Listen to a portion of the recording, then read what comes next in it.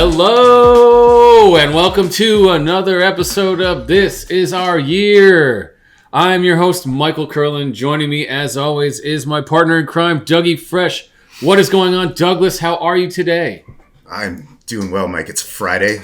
It's a little early, but that's okay because we got a long weekend coming up. I think we all need this long weekend.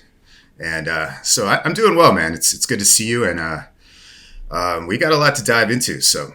Yeah, man. Well, the first thing we need to dive into is on this Friday morning, 8 a.m. here in sunny California, which is not really sunny. It's June gloom time out here, which means the marine layer doesn't leave until 1 p.m.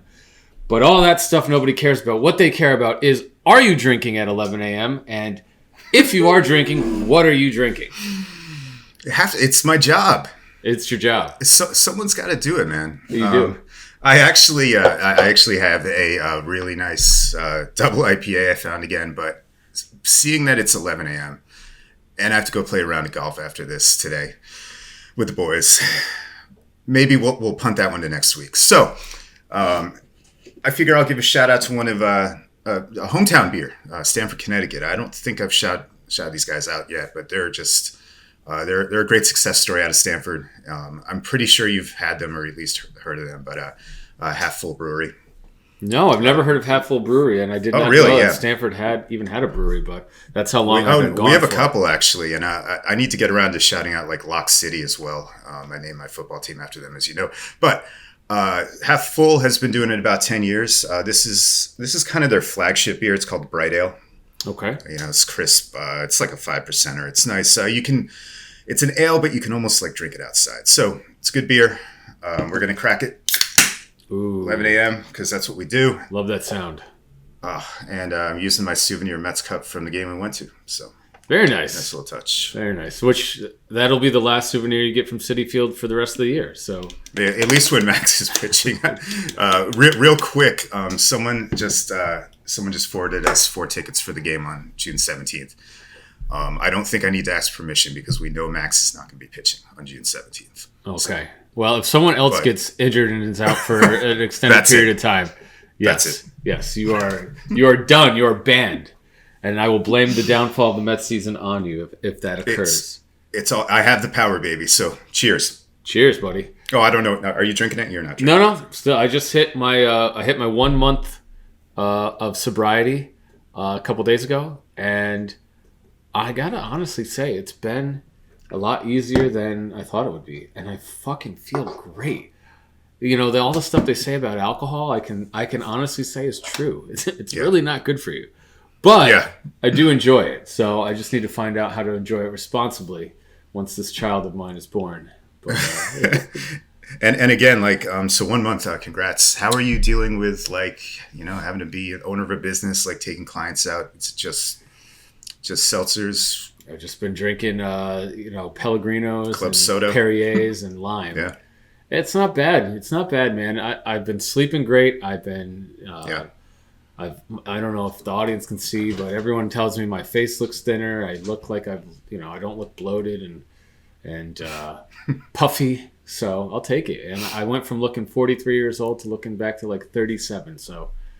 Solid 37 out there. Looking good, man. Fountain of youth. Thank you, brother. Thank you. So who are you playing golf with today, and where are you playing? I met a couple of boys, from Norwalk. Maybe one or two you don't. But I'm playing up down the street here in Sterling, though, which is a decent public course here in Connecticut. So first time out this year, I'm just gonna hack it up. Nice. And looking forward, yeah. And it's kind of June gloom here too, but we'll take it. It's like 70. Yeah, anything over 65 degrees, right? Who cares? Exactly. Yeah, we got out and played on Wednesday this week. Rob's in town, my best man, and yes, and we had Gabe and John. So we had and Eddie was actually here too. So we had 4/6 of the wedding party out here. Pretty much. Man. Yeah. It was just the two Stanford boys were back east, but me and Fissel. Yeah, but we played Pelican Hill, which is.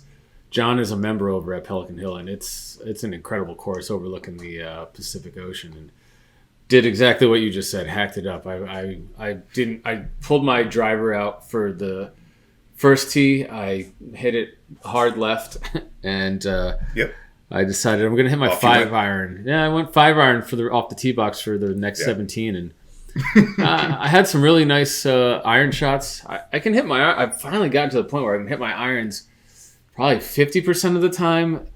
Decent. I don't hit them true, but Right. I probably have to club up 2 clubs to hit it true. But I'm actually having fun with it again. I lost the love of golf for 20 years, man. No, 10 years. I lost the love of golf for 10 years, and it was just I've never been able to master it. I mean, a good round for me is probably 100. So I've learned how to play fast and drop my ball with whoever's in my cart, so that way I can at least keep it moving. And I lost. I'd say on the front 9, I probably lost 9 balls, and then on the back 9, I only lost like 2. So it was good. It was a good day. It wasn't a bad day, and it was just beautiful. Great to be out with the guys and drinking seltzers while they were drinking everything else. So it's the best. And you and I sound like very similar players. And I kind of forgot that you even played. You're right. So we got to get out sometime. Well, next time you're out here, or next time I'm home, maybe we'll play. We'll get around on the books. That sounds like a plan. Yeah, I only play a couple times a year too. So we'll videotape it and we'll show the audience after the fact. Oh yeah, that's what people want. yeah, they want to see us hack up that 6-hour round of 18. But Dougie, we hit a big milestone. We're at the quarter-way point in the season for the New York Metropolitans. I forget the exact standings, but I'll pull. We're up by 7.5. I think 29, I eyeballed it. 29-17, up by 7.5. First place in the NL East. That's 46 games, right? So that's about it's a little more than a quarter of the way through the season. But how do you feel? How do you feel about this team? We're going to get into it a little bit heavier in a second, but I just want to get your quick overview. How do you feel? I feel great. All of us, we've all, we're traumatized Mets fans, and these injuries, I think, maybe would send us into panic in previous years. But the fact that this team is only 11-9 in the last 20 and has gained a couple of games on the in the standings just means that we're dealing. First of all, it's a good team, but we're also dealing with a division that right now is not really checking us at all. So this team, I can't get over this team's lineup, and all the pitching has to do is just hold the fort now for the next month or so, right? So I'm feeling great. You can let the Scherzer thing or Jake or even Megill get you down if you want. You could maybe, get upset about the bullpen a bit if you want, but no, I don't see it. This is a really fun year. This is something special. So, yeah, well, I will get into the stuff that I'm upset about after we get into some national stuff. We're going to talk about some national stuff because we got NHL playoffs and we got NBA playoffs coming down to the wire here. So I know we're running out of games, which sucks. I feel like I need more NBA, but yeah, it's been fun. It has been fun. So let's do NBA real quick because I think that's our least covered and probably least favorite sport between the both of us. The Warriors eliminated Luka Doncic and the Mavs last night. I watched a little bit of that. 4-1. Unfortunately, it looks like the Warriors have reloaded just right after Durant left, and Klay had a chance to come back from his 2 ACL tears or Achilles or whatever the hell he had going on. Yep. And now he's back. Steph is still Steph. Draymond is still Draymond. And Andrew Wiggins, the guy that everyone thought was a bust, has turned into a monster. And that team is just... Shout out to Kevin Looney, too. He's been playing really well. Yeah. So the Warriors are on to the championship back after, what was it, a year off? A year off. That's all it took, right? And that's been a couple, right? Couple years? Play out for a couple years. Oh yeah, because that's right. The Lakers won I forgot about the COVID year. Does anyone really count that? So it's, but you're right. It's the dynasty team, and they're back. They don't piss me off as much as some fans do. Oh. I've never been too much of a Warriors hater, but I know I might be in the minority on that. Yeah, I wasn't. So I just get tired of teams especially in the NBA. It was just it's the Cavs, it's the Lakers. The dynasty teams have just ruled the last decade and a half, right? It's how the sport works for the most part. And I think that's why the sport is on a downswing right now, because people are just tired of it. And I never had a problem with Warriors fans. I actually had gone to see a game up in Oakland when they played it before they moved into San Fran a couple years ago, and at the whatever their Oracle Arena, and it was fine. It was they were fine. It was when Durant was there and Curry and all that, and but then I went out in San Fran because I have a bunch of clients up there during a playoff run, and it was fucking pandemonium, and the fans were just obnoxious. And they were on there like their third fucking playoff run when they were going for whatever second or third championship or whatever they were doing, and they were just obnoxious. I think they lost the game, and everyone was like crying and boohooing, and I was like, come on. I don't know. San Francisco. To me, well, San Francisco and in the playoffs. So think about how much those tickets were, and then think about who's going and buying those tickets. Right. Yeah. That wasn't at the playoff game. I was actually at a bar when they were just being obnoxious. Okay. But yeah, I equate from my point of view, like San Francisco is to Southern California as like Boston and Philly are to New York. Like we're not on the same page. We don't align as fans, and we're not really fans of the city. You're going to piss off all the East Coast fans, even comparing California fans to us. But well, I'm only doing it is as is. I'm not saying Southern California fans are anywhere near the level of New York fans. I'm the New York guy doing a podcast from Southern California. I don't think there's even a Southern California guy doing a podcast in Southern California for the Dodgers or the Angels. But anyway, I'm digressing here. Yeah, man. So I don't know. I don't need to see the Warriors win yet another championship. But who do you? Because it's 3-2 Boston versus Miami. 3-2 Boston versus Miami. Yeah, I have mild rooting interest in Miami because the president of my company goes to games here and there. A huge Heat fan. I'm down there a decent bit. I'm not going to root for Boston. I thought sorry, guys. You were rooting for Boston when they were playing Brooklyn, and now you're off the Boston bandwagon, huh? No. I picked Boston. I was rooting for you guys. Fair enough. I apologize. I was no. Boston's hard to root for. They are hard to root for, and I have. But so is Miami. But I'll tell you, I honestly. Oh, sure. I don't care who wins. I'd love to see Miami knock Boston off, but I don't think if Miami does knock Boston off, I think they're just out of gas. If you watch them coming off the bus yesterday for the game against Boston, literally the entire team was limping off the bus. Like Kyle Lowry could barely walk like a normal human. They're just a little older, and they are, I think, out of gas, and that's showing in the last couple of games, right? Because they took it to Boston the first couple of games of the series, and now they did. They have like Jimmy Butler's borderline MVP. Yeah. Yeah, the rest. You're right. The rest of the team, like Lowry and the other guard, Luce or something, were like 0 for 15 the other night. Yeah. That's a great read. It's probably over. It's probably over. And if any team's going to run with the Warriors, unfortunately, I hate to say it, it's probably going to be Boston because they got the defensive prowess to. Absolutely. I don't think they can shut the Warriors down, but I definitely think they can keep it close. So I'd like to see at least like that at least a 6 or 7 game series. That's all I'm rooting for. Yeah. Well, it's going to be. I don't think we're going to be happy either way. It's either going to be Boston or we're going to have another Warriors championship. So, yay! Good thing I don't give a shit. Yeah, and there was a little Nets news this week came out. I think it was more speculation than anything, saying that the front office has not been in contact with any of Kyrie or KD since the season ended, and I think that is just.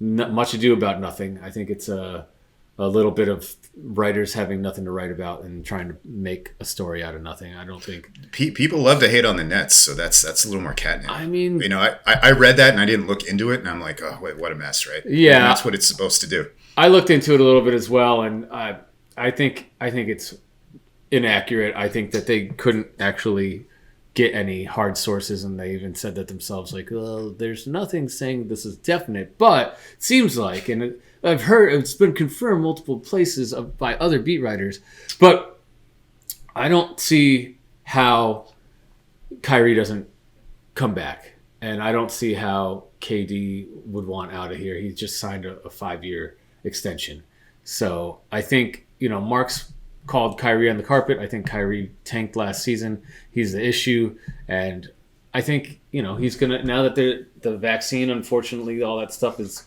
a non-issue for playing. I think we'll see this team finally get healthy, get together. We can re-sign, like I said, Claxton and Brown, and I think we'll do that. And hopefully, this team can be healthy going into the playoffs and play a full season without any drama and no James Harden. That fresh start. I don't have much else to add. I mean, Jenny the other night was like, "Wait, is Steve Nash still the coach?" I'm like, "Yeah." Yeah. But, good luck with all that. Yeah, exactly. And, we can talk about that again in October. Like New York, though, is transfixed with the Rangers switching to hockey. And good segue, Douglas. Good segue. They lost a tough one last night. I'm not going to shed too many tears. Although I do have some. We have friends who take us to these Sound Tiger games. They're actually huge Rangers fans. So I've been talking to them, and we know exactly what they're going through right now, right? After the last couple of Isles runs, just like living and dying on every period, not even every game. I told them, buckle up. It's going 7. Maybe it does. I don't know if you disagree. I mean, as Matt before the show reminded us, Carolina is 7-0 at home and has not won on the road. So you got to think that one's going 7. Yeah, I don't know. I think the Rangers are reminiscent of us a couple years ago when we had our little first run and we took out the Penguins in the first round and then had the second round against I don't even remember who. It was Carolina. Yeah, it was Carolina. Yeah, exactly. So I think this is going to be probably the downfall of the New York Hot Ice Rangers, and I don't know. They're a good up and coming team. We talked about it on a couple of shows that they're going to be. There's no denying. They're going to be good for a couple of years to come, and I'm not looking forward to those battles, especially when we fall off the cliff, which is probably coming in the next year or two.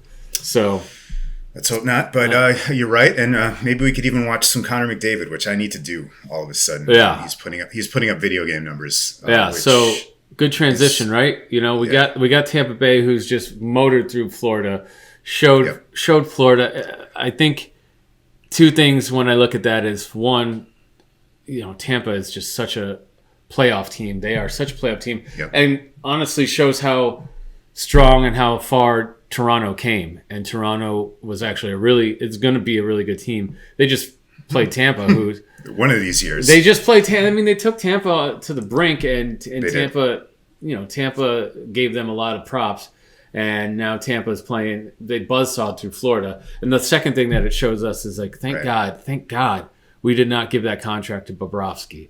Oh, I know. I mean, that was something Lou was looking at doing. That's their downfall. He's awful. He's not a good playoff goalie. I don't think he ever was worth the money that. It never made any sense. No, 10-year deal. I mean, that was the big bullet. I'm so glad that we dodged.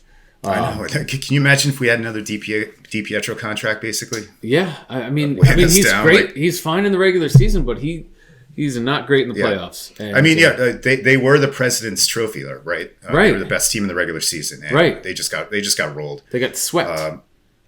And maybe it's the coach. Trotz maybe could do that, fix that up. But they let go of Gallant. I mean, they've been flailing. It's a shame because there's so much talent down there. Right. Well, I mean, they had their issue with Quenville, and I don't know who took over, and if that's the guy that's going to be there. Yeah, it's kind of it's a really weird year for them. Yeah, so we'll see when they retool in the offseason, but at the end of the day, they still got Bobrovsky in goal, and I don't trust him in the playoffs. So, well, Darienne's own Spencer Knight might step up. Who knows? There you go. But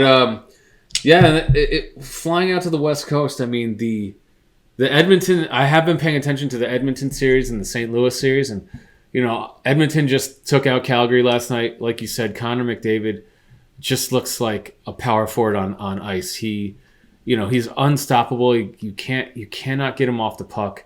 And he reminds me of Lindros back in Lindros' heyday. Eric Lindros, not Brett, Islanders fans. And And not the better Lindros, as Maloney said when he drafted him. Yeah, right. Oh man, that guy worked out well. What did he play like 2 seasons before he had to retire? Yeah, he got the dizzies, unfortunately. Oh yeah. Anyway. So McDavid has been out of this world. Evander Kane, as Matt so astutely pointed out, is probably going to break the playoff scoring record. Picked up off the junk heap, basically. Right? I mean, that guy is a complete disaster. Even if, his wife accused him of betting on sports and they have this whole domestic thing. And, I mean, even if she is... Wasn't there a fake Vax card, too, or something? Something like that. Else? No, that happened. That definitely happened. He's always just been a disaster. He's, been on 3-4 different teams now, right? At least, yeah. I think I don't know who drafted him, but then he went to... I know he was on Buffalo for a little while, and then... He ended up in San Jose after that whole thing. Vander Kane was a fucking Atlanta Thrasher. There you go. Yeah, he was in Winnipeg, Jet. Right? Yeah, Winnipeg Jet. Yeah, okay. So, I mean, the guy has just worn out his welcome everywhere he's been, but he's still got the talent, right? That's talent over everything. So someone's going to give him stupid money this year, and please, Lou, stay away. I don't. That's definitely not a Lou guy. I'm not worried about that. But the guy you put him with a team like Edmonton, who has everything. Leon Connor just giving him, like, setting him up for one-timers, I guess. I haven't watched too much of it, but I love it. 9-6 hockey. Just bring me back to 93. I mean, they got Mike Smith, who's our age, playing goal, and they got Mikko Koskinen, who just is terrible playing goal. So we'll see how far that takes him. But real quick, Mikko Koskinen, the guy in goal for the fight night, like 10 years ago. I don't know if you remember this with Pittsburgh and the Isles, when it was just an absolute brawl like the whole game. I do remember this. He was the guy that was in goal. Yeah, and that was the game where Michael Haley, I don't know if you remember that guy, the little scrapper. He fought someone, he beat someone down and then charged the goalie on the other end of the ice. Yep. I do remember. Dark times for the Isles, and like the one thing we remember from that era. Yep. That bleak Garth Snow era. Oh. Just like Garth. Everyone was, even Josh Bailey fought that night. Oh. It's a good night. Well, hopefully next year we don't have to talk about Josh Bailey. And I have a feeling that's going to be a topic of discussion on a later podcast. But Twitter's going to get mad at us if we badmouth. There's a lot of Josh Bailey stands out. I mean, I like Josh. I think Josh Bailey's been a good Islander. I think he's been, he's been a great teammate. He's been a great Islander. He's played, one of the, I think he's top 5 in games played for the team, right? Ever. He's close to 1,000. Yeah. So I don't hate Josh Bailey, but I think it's just time for the two to go in a different direction. I think Bailey could be an asset to another team. I just think for the contract he has, for the production he gives us, we just need more for the money that he is keeping up on the cap. And I think he's movable. Someone like Ottawa would be a great place to send him, even if it's for picks. Get some team to the floor, give us $5 million in cap space, and we could use that on someone real good that can score some goals that doesn't pass when they're 1-on-1 with the goalie. So, but yeah, so perfectly said. I don't know how we're talking about Josh Bailey right now, but I really want to see Edmonton versus Colorado. Yeah, the Avs are up 3-2 on St. Louis. They had some unfortunate shit happen in St. Louis where Kadri, checked a Blues player into Binnington and took Binnington out for the series, probably longer if St. Louis did get past the series. So there's been a lot of unfortunate racist shit going on with Kadri, which is really sad. And come on, NHL fans, knock it off with that bullshit. But I do think Colorado's just too strong for St. Louis, and Colorado Edmonton's going to be a real fun series. That's going to be so much fun. Carolina or the Rangers versus Tampa is going to be a real fun series. And we got a pretty nice Final Four. We got a nice Final Four. I'd love to not see the Lightning win for a third straight year because as I've said before, hate dynasties. So. Oh no, and we can't have that. I still don't think an American team has won 4 in a row since the Isles back in the 80s. So nope, we can't have any 3-timers. Nope. So. But you mentioned Kadri real quick. That's realistically a Lou target. He's played for Lou before. Everybody thinks he's going to get overpaid because, again, he's on that like video game Avalanche roster, putting up points. Your thoughts on him at all yet, or something? We'll talk about that later in the season. Yeah, I mean, he's more of the hard-nosed, dirty work in the corner guy. With who's he play with? McKinnon and I don't know who the third line is. It the Finnish guy, Landeskog. Oh yeah, maybe he's on land. I was thinking of Rantanen, but yeah, maybe. Right. Anyway, yeah. So he's the guy. He's kind of. I don't know his game well enough, but from everything I know he was in Toronto with Lou, but I don't think he's a finesse guy. I don't think he's more of a sniper guy. I think he's more like an Anders Lee, like in front of the net or like going to corners. Fit right in with the rest of us sickos, right? Yeah, but I mean, we need a guy that can pull the trigger. We need a guy like Wahlstrom that, and hopefully Wahlstrom, Lambert can unleash Wahlstrom and get him to just. Then I'm reading all this stuff where we could trade him for Fiala. I don't want to do that. Yeah, I don't like it. No, you want to trade someone for Fiala. If you can get Brian Bellows for Fiala and whatever draft picks, sure. But like you don't trade Oliver Wahlstrom. I don't care what. And how much control would Fiala even have? He's only got 1 year left. But I mean, he scored 30 goals. Hey man, what's our window? What is our window? Right. Well, sure. 2 years max. 2 years max. You're going to have to retool. You're going to have to fucking find a way to either live with these aging vets on bloated contracts, or you're going to have to find a way to move them. And Lou is going to be 80. So, I mean, how much longer does he have left? It does seem like a last hurrah this year coming up. I don't know. Do we even renew Lou's contract after this year? Do you sign an 80-year-old general manager? I don't know. These are all questions that we can talk about at a later point. But let's get back. Let's pull it back, rein it in. Talk about the first place New York Metropolitans. So, Douglas. First place, baby. 29-17. You made a good point. At 11-9, I saw the same stat. We've been 11-9 in our last 20, which is bare. It doesn't seem like that, by the way. It doesn't. We've been playing. We've won all the series. I think it's just other than Seattle, the Seattle and the Giants series are what took it from 11. We would have been probably 13-7 to 11-9. Right. Those two games make it a big difference, right? But the fact that we're 11-9, barely playing above 500 baseball, and we've gained 2 games in the standings on the NL East. How does that make you feel? What are you thinking at this quarter point? It's the best position we could possibly be in. June's gonna be tough. I don't know if you looked at the schedule. June's gonna be real tough. Mm-hmm. Even starting with this weekend. I mean, we let's beat up the Phils again, please. But yeah. They have set themselves up nicely for this this tough schedule they're going to have to navigate with this new rotation, for better or worse. Now, the top 4, including Peterson, the top 4 right now, it's hard to complain about. I mean, these guys will have their blow-ups here and there. But what I really want to talk about is the lineup. Just, again, I'm in love with this lineup, and I don't want to gush about it, but like... where do you start? I mean, Alonso is having an MVP type year, but did you know that McNeil and Nimmo basically have the same OPS plus as Pete? Yep. Nimmo is like a +3 WAR. Got 836 OPS, almost hitting 300, 385 on base, and I mean, he's slugging. Speaking of WAR, go ahead. Slugging over 450. I mean, that's he's got 3 home runs, 4 triples, 7 doubles, and 22 walks. I mean, the guy is just an on-base machine. I just wish he would stop being a pussy on the bases and like steal a base. The guy's got the speed, but he won't do it. He won't do it. Yeah, some guys just don't run. Yeah. But yeah, you mentioned WAR. Who's the one center fielder with higher WAR right now? Mike Trout.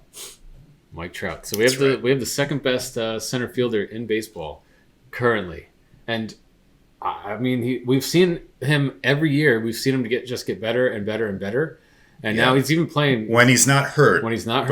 Yes, and he's not been hurt this year, thankfully. So hopefully he can stay off the DL. And it's always something weird with him too, like a neck or a fucking oblique. It's never like. He never pulls anything. No. I guess oblique, but and our boy Jeff McNeil.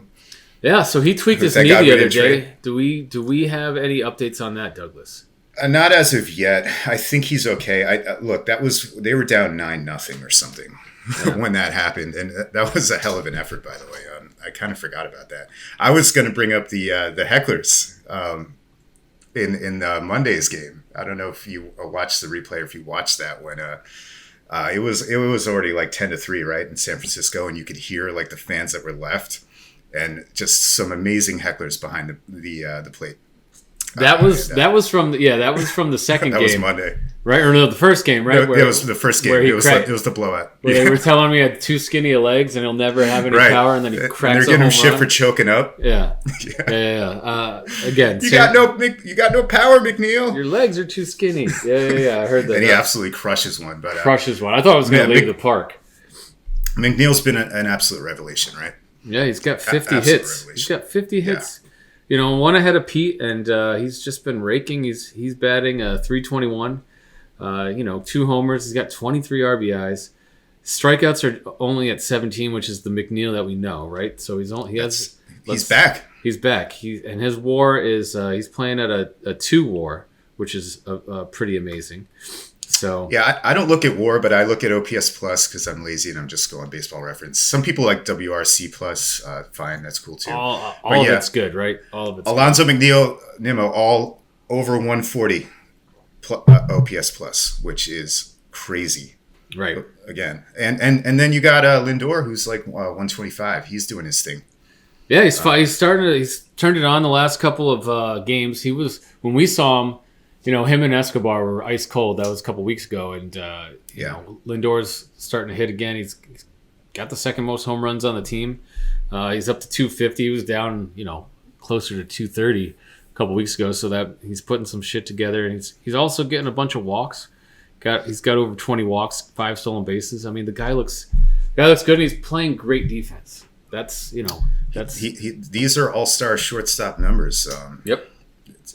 You can hate on the contract if you want, but I don't think it fucking matters what he gets paid. This guy can play. And dude, this is the crazy stat too. Last year, you would feel that his numbers were not great, right? They weren't awesome, right? We didn't think Lindor had a great season last year, correct? He still had like the second. Started slow. He still had like the second best numbers for shortstops in the NL last year. So exactly.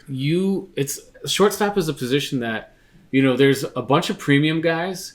And then there's a bunch of guys that are just out there for their gloves, right? Right. And so this guy's a premium guy, and even on a bad season, he's still going to be one of the top, 5-7 shortstops in the league. And who, like you said, Doug, like we used to get caught up when we were younger in contracts, and oh my god, this guy makes too much money, he hasn't earned it. It's like, it's not my fucking money. If Uncle Steve, no. I mean, for good reason with the Wilpons, right? Yeah, but I'm even talking about like just baseball in general, right? Because baseball is still, the contracts are the biggest, they're the bloatedest.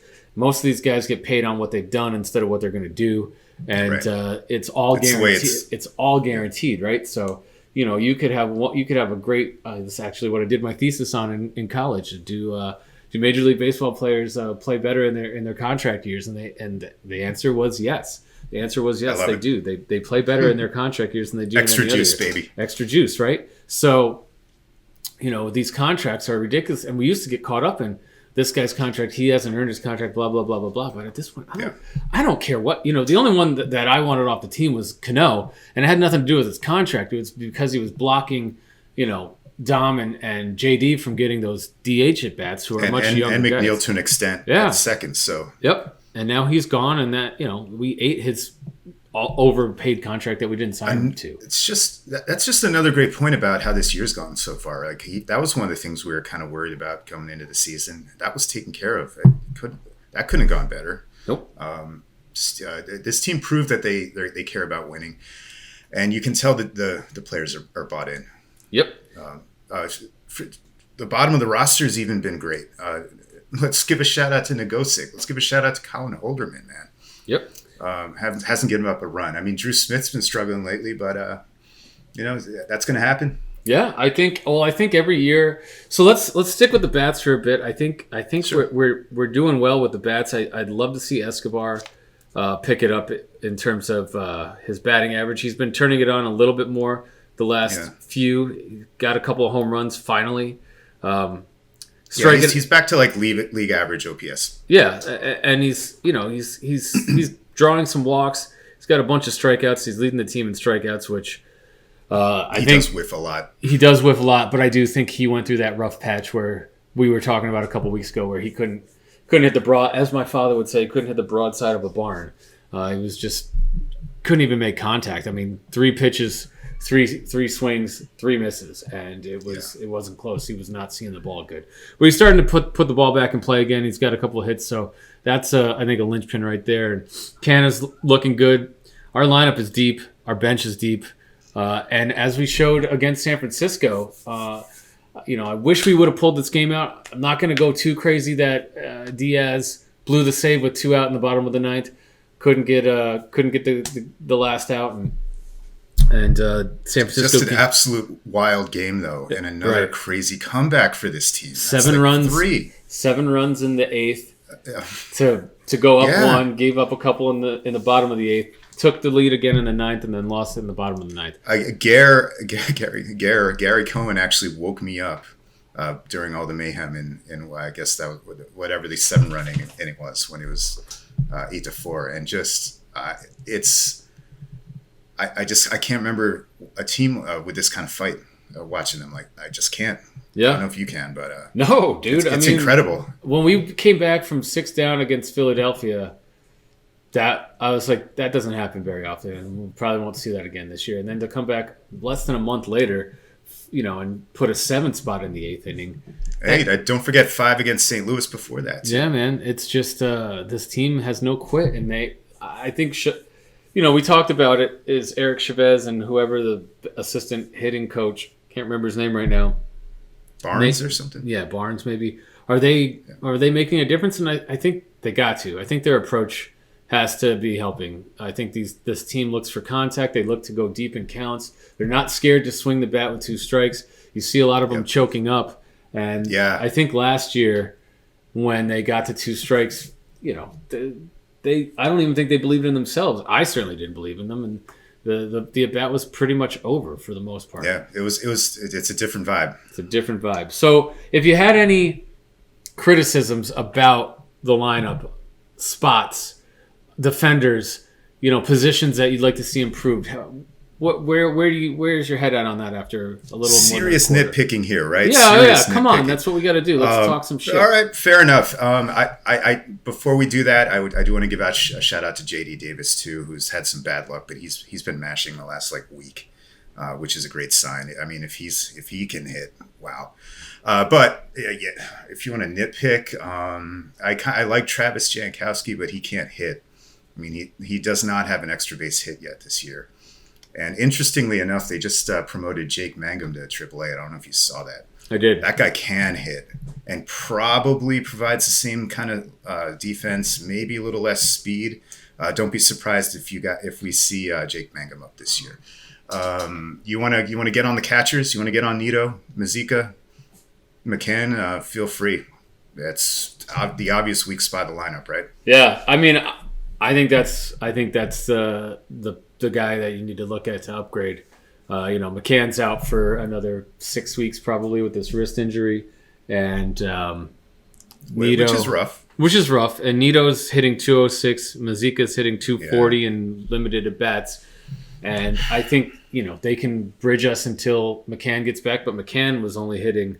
He doesn't tear it up either. No, he was only hitting 196. So.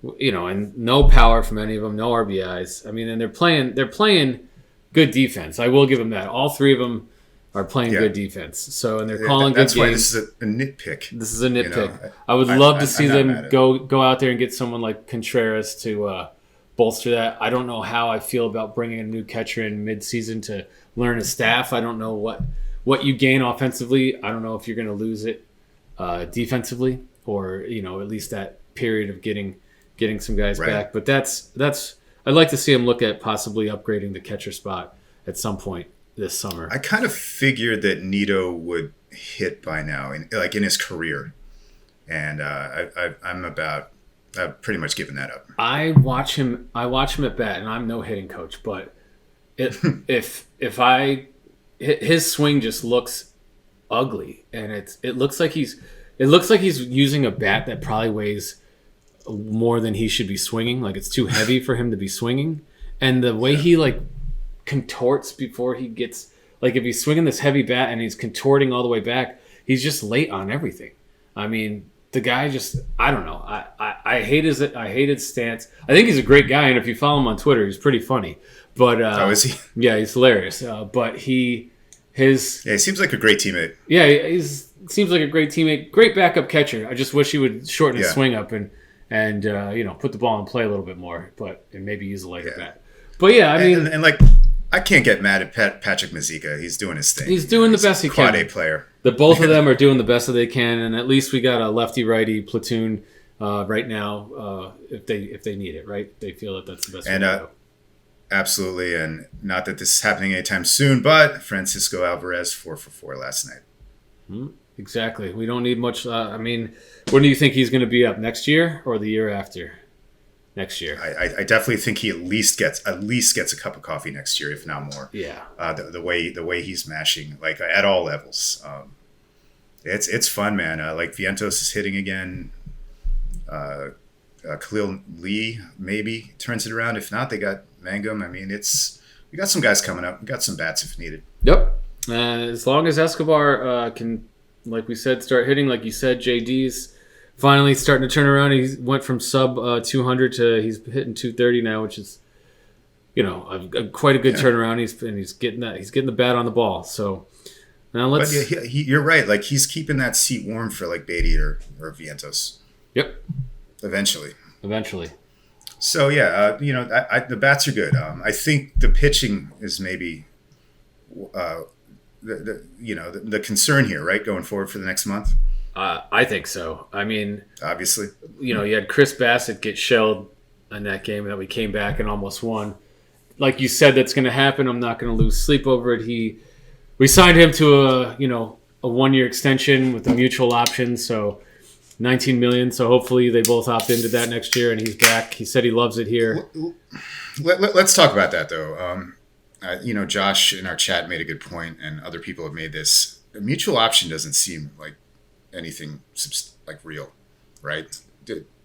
I mean, at first, when I saw the news, I thought they meant they agreed, like he just got paid for this year. Yeah, and then I thought it was the opposite. I thought they agreed for next year, and then there's another year. So mutual option means the guy has to be like kind of good, because if the guy's great, like the player's not going to take it, right? And if the guy's bad, the team's not going to take it. Right. So, I mean, it was his last year of arbitration. I think they tacked on a mutual option, and I think what that does is it shows him that they wanted him. They think they want him back, and they're open to bringing him back, and possibly it's more symbolic than substantial. It's $19 million. I mean, it's not chump change, right? It's worth more than. I guess they don't have the qualifying offers anymore, right? That got ruled out. I think they got rid of those. That got rid of. Michael Conforto was the last guy to have one. So, ouch. I think if it's something they both want to cross that bridge, but I'm sure he's going to want a long-term deal. Someone was telling him he deserves $25 million a year, and maybe he does. I don't know. It seems like a lot, but I don't know what the average. I hope he's into the position to ask for 25 after this year. Yeah, I mean he's pitching well, man. That means he turns into an ace. He's pitching well. Before that game he was sub 3 with his ERA, and then he gave up a bunch of runs. But he's been a rock. He's been he's averaging 9 Ks per 9. Playing, he's been pitching very well, and he's unflappable. He goes out there and he does his thing. Yeah, he had one, like you said, he had one bad outing. Max is coming back in a couple weeks, right? Hopefully, post All-Star break, and look forward to that. Sorry, who? Max. Oh, I thought you said Mats. It's the wrong year, man. Yeah. No. I promise I'm not drinking at this time in the morning. Carrasco's been good, Max and Carrasco have been good. And yeah. Well, no, I mean, McGill's hopefully going to be back before Max, though. Yes, Megill should be back. Hopefully. He's on the 15-day. He should be back. I think he's like long tossing or something. Yeah, right, I'm hoping he'll be back. Throwing. He was put on the 15-day 12 days ago, right? So he's got 3 more days, so he's going to miss at least the Phillies series. But if he's long tossing, hopefully he'll be back within a week. 2 weeks at the most, right? It's probably a rehab start in there, so yeah I would go with 2. 2 weeks. Best. So I think August 1st for Jake and Max, unfortunately. I'm going to go pessimistic on those guys. Like I always do. And I think that's fair. You know, Taiwan and Carlos and Chris and Tylor and David Peterson can hold the fort down till then. If we can just stick with those guys, that'd be great. I don't think we need any more. The fifth spot. Well, that would be David Peterson. If Tylor comes back, that's Peterson because you still. If Tylor comes back, yeah. You got Carrasco. So if Tylor doesn't come back quick, I don't know. I think we'll have to do a couple more spot starts, but I think the thinking is Peterson and Tylor can hold that down as long as there's no more injuries. And with Taiwan and Carrasco's history, you can't really bank on that, but you can only go forward through every day and hope that everyone stays healthy, right? So it seems like 1 out of every 3 or 4 starts for those two, they get smacked around, but I mean, we'll take it. Right at this point. Again, we got that cushion. And quick shout out to Trevor Williams too. He's done a nice job. He did either mopping up or starting. So he's an asset. Still there he's the only thing we have left to show for Pete Crow Armstrong. So yep. Rack up those innings. I was thinking of naming this episode "What Sza-Puck." I felt really bad for that guy. Sucks to see. Why did we bring him out instead of Trevor Williams? I don't understand because Williams ended up pitching. That's a good question. I didn't realize Williams could have pitched that day. So I guess they wanted to get the kid a start under his belt, and obviously could have gone better. Have you been paying attention to Syracuse? There's a gentleman named Connor Gray. No, I have not. Down there. So talk to me about Connor Gray. What do we got with him? So Connor Gray is a guy they picked up out of Indie Ball a year or two ago. I think he's been in the system for a couple years, but Syracuse, it just seems like we never have any pitching down there. But this guy has happened to last 3 starts, 17 innings, 0 earned runs, 12 strikeouts. Something to think about. I mean, that really stands out down there because. How old is the guy? It's a good question. He's probably in his mid to late 20s. I don't think he's he wasn't on the prospect radar. If he was, he's in the 20s or 30s. But if the arm's popping, you bring him up, right? Yeah. He's not on the 40 though. Obviously, they would have to make some room to bring him up. I mean, that's an easy move. You probably just put Max on the 60-day, right? So right. So yeah, that's a guy to keep an eye on. So how are you feeling? We've talked starting pitching, but we know where we stand and how we feel, and I'd love to see them maybe add an arm if they can before the deadline, but we got plenty of time to try and meander our way through the next 2 months before we get there. And Frankie Montes. Nasty last night. Yeah, Frankie Montes. There we go. I like it. 7 innings, 0 earned runs, 11 Ks. I'll take it. I'll take it. So let's talk about that bullpen though, Dougie. How are we feeling about the bullpen? Bullpens are crazy by definition, right? Right. So it's hard to get too worked up that, Drew Smith's getting hit now after he's unhittable for the first month. Yep. Now he's getting hit. We had a classic Diaz meltdown the other day. That shit's going to happen. But if you look around the league, he's still one of the better closers out there. Still been one of the better closers over the last few years. So it's not just. And let's think about Mets closers through history. We've never really liked them, right? No. Like John Franco, Armando Benitez, Braden Looper, they all used to drive us crazy. Even Billy Wagner got touched up in the playoffs. Yep. I don't even – Jarris. I mean, everyone's had some unfortunate moments. So. Yep. I mean, he's got a couple blown saves this year. I think, you're not going to – unless you're Eric Gagne, going through a whole season of not blowing a save – you're going to blow a couple saves. Roided to hell in 1999 or whatever it was. Whatever it was, yeah. Hey. But Diaz he's been great. I wish he could have closed that game out, but again, we're nitpicking, right? I'd like to see us add a lefty reliever who isn't a junk baller like Rodriguez or Shreve. I'd like to see one of those two and then just a better lefty reliever on this team. That's fair. But again, nitpicking. Shout out to Colin Holderman. Yeah, Holderman's been great. He was great in spring training. Been untouchable. He was great in spring training, and they brought him up, and he's just continued what he did in spring training. He's getting high leverage innings now. So Buck trusts him. I mean, dude, the guy brings the heat. I mean, he's throwing, and that's what you need in a bullpen, right? You need a guy to come out of nowhere, and I think between Smith and him, you got 2 guys that came out of nowhere that are just bringing it. And like you said, Nogasek is. also pitching very well.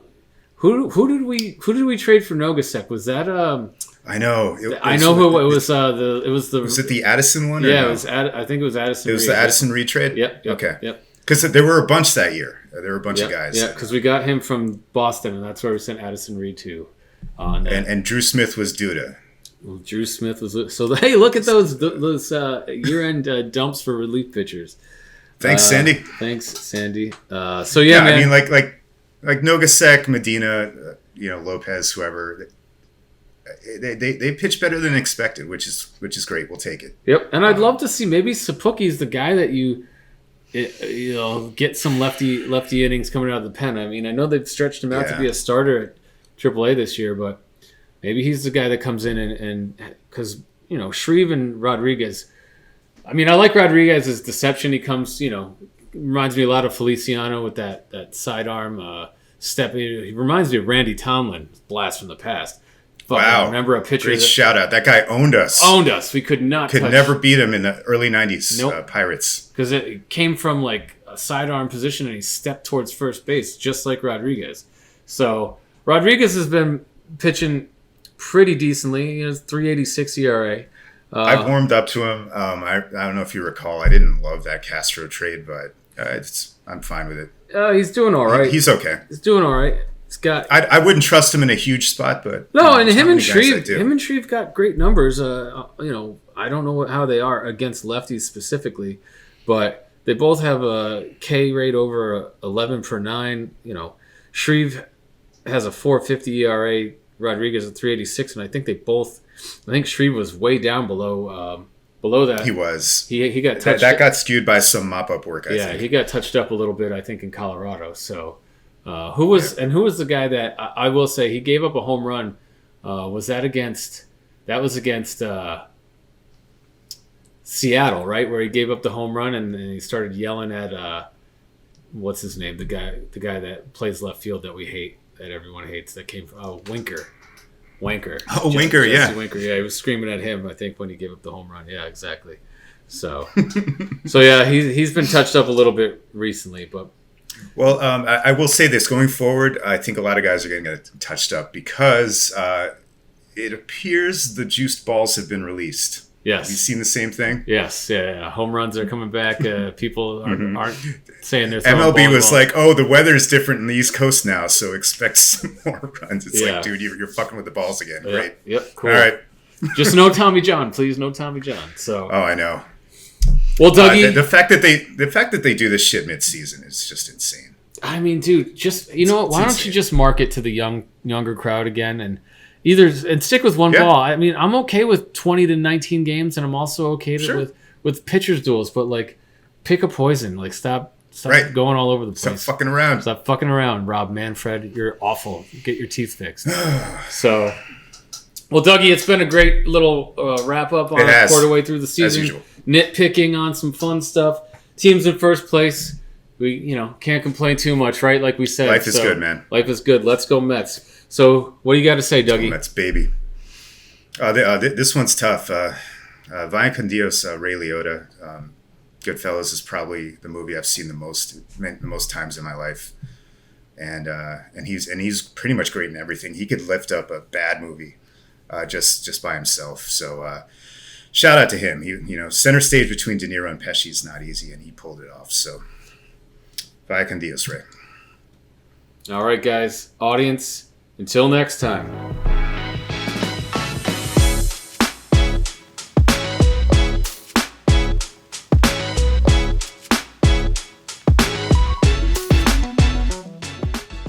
Produced by Heartcast Media.